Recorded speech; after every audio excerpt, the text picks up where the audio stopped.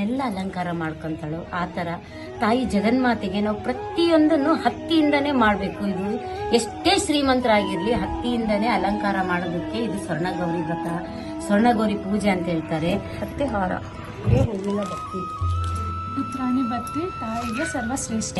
ಜಗನ್ಮಾತೆಗೆ ಕಿವಿ ಓಲೆ,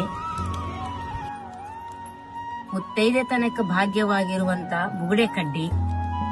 ನಿಮಗೆಲ್ಲರಿಗೂ ಗೊತ್ತೇ ಇದೆ, ಮೂಗುತಿ ಅನ್ನೋದು ಪ್ರತಿಯೊಬ್ಬರಿಗೂ ಅಲಂಕಾರದ ವಸ್ತು. ಹೆಣ್ಣಿಗೆ ಎಷ್ಟೇ ಶೃಂಗಾರ ಮಾಡಿದ್ರು ಮೂಗುತಿ ಇಲ್ಲ ಅಂದ್ರೆ ಅದು ಅಲಂಕಾರಕ್ಕೆ ಶೋಭೆ ಅನ್ಸಲ್ಲ.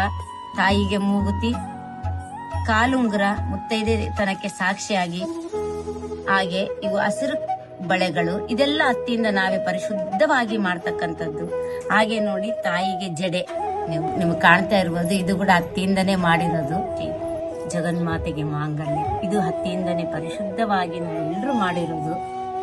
ಅರಿಶಿನ, ಈ ತಾಯಿಗೆ ಪ್ರತಿಯೊಂದು 16 ಆಲ್ರೆಡಿ ನಮ್ಮ ತೋರಿಸಿದ್ದಾರೆ ನಿಮ್ಗೆ. 16 ವಸ್ತ್ರ, 16 ಅರಿಶಿನ ಕೊಂಬು, 16 ಅಡಿಕೆ ಸೆಟ್ಟು, ಹಾಗೆ ಇವೆಲ್ಲ ಮುತ್ತೈದೆ ತನಕ್ಕೆ ಬೇಕಾಗಿರೋದು.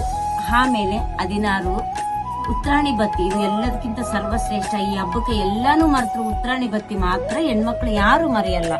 ಹಾಗೆ 16 ಎಳೆ ಬತ್ತಿಗಳು, ಇದು ಪ್ರತಿಯೊಂದು ನಾವು